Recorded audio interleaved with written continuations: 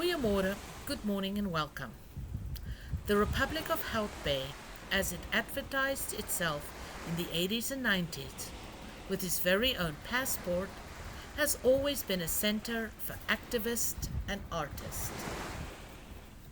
Hout means wood in Dutch, but it was anglicized and became Hout Bay. It is named for the quality of trees, especially yellow woods, found in the ravines.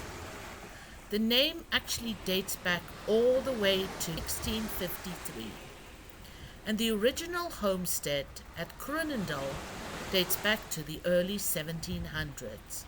It is the only surviving example of Cape Dutch H-plan architecture in the Cape Peninsula.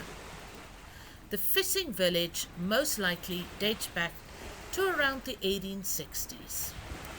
Mariner's Wharf was created in the mid-1980s after its owner visited San Francisco. It bills itself as the first and most authentic waterfront emporium. In it you can find restaurants, shops, antiques, gifts, curios, but also a fish shop and a bakery. Hout Bay Harbour is still a working harbour, and the boats still go out to hunt for the elusive snook.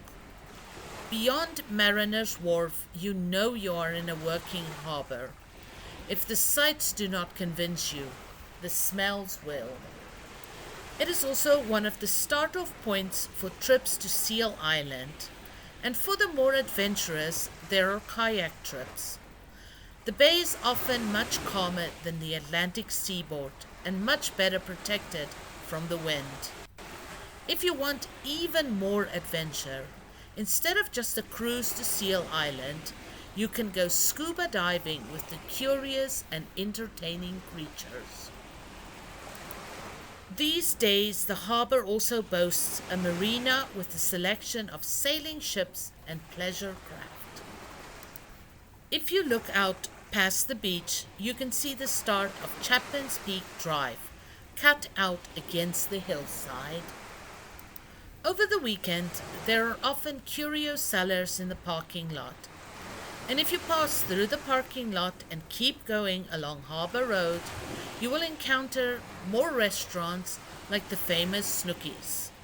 On Friday nights and over the weekend, you can also visit the Bay Harbour Market, one of my favorite places for eats and crafts. There used to be a lot more seals in the harbour, but they were being exploited and constantly fed to make them do tricks and pose for photos with tourists. As a result, they grew massively obese and was unable to function as wild seals anymore. They were captured, rehabilitated, and released in a space where they could be wild again. Please keep this in mind when you encounter the seals and their handlers. We had a quick snack at Mariner's Wharf. The fish used for fish and chips in South Africa is usually hake.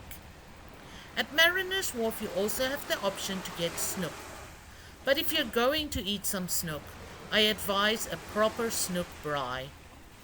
I would also like to note that lobster in Cape Town usually means rock lobster. We also tried some lakkerbekkies, utterly delicious fish cakes.